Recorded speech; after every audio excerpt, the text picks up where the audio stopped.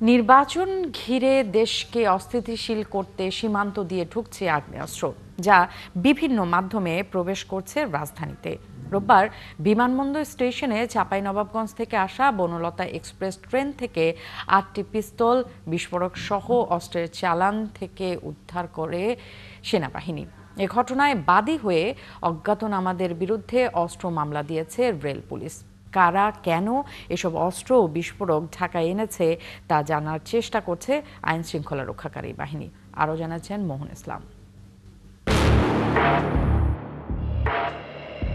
চাঁপাইনবাবগঞ্জ থেকে ছেড়ে আসা বনলতা ট্রেনে অবৈধ আগ্নেয়াস্ত্র ও গোলাবারুদ আছে এমন গোয়েন্দা তথ্যের ভিত্তিতে ট্রেনটিতে অভিযান চালানোর প্রস্তুতি সেনাবাহিনীর। ঢাকার বিমানবন্দর রেলওয়ে স্টেশনে বনলতা ট্রেন আসার সাথে সাথে পুরো স্টেশন ঘিরে ফেলে সেনা সদস্যরা। গোয়েন্দা তথ্য মতে বগিতে অভিযান চালায় সেনাবাহিনীর সদস্যরা। অভিযানের সময় সেখানে ছিল রেলওয়ে পুলিশ ও রেল কর্মকর্তারাও।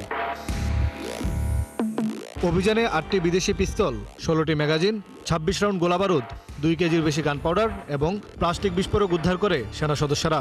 সাম্প্রতিক সময়ের মধ্যে সবচেয়ে বড় এই অস্ত্রের চালান উদ্ধারের পাশাপাশি সন্দেহভাজন হিসেবে আটক করা হয় ৪ জনকে। এই ঘটনায় অস্ত্র আইনে মামলা করেছে রেলওয়ে পুলিশ। এই ঘটনায় আমাদের পুলিশ বাদী হয়ে একটা মামলা নেওয়া হয়েছে।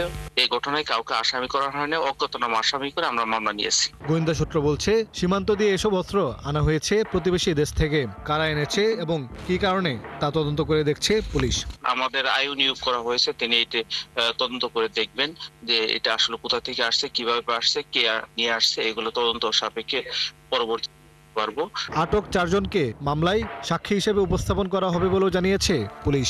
বাংলাদেশ সেনাবাহিনী তাদের জিজ্ঞাসাবাদ শেষে তাদেরকে ছেড়ে দিয়েছেন। আমরা তাদেরকে সাক্ষী হিসেবে জিজ্ঞাসাবাদ করব। মোহন ইসলাম, ৭১, ঢাকা।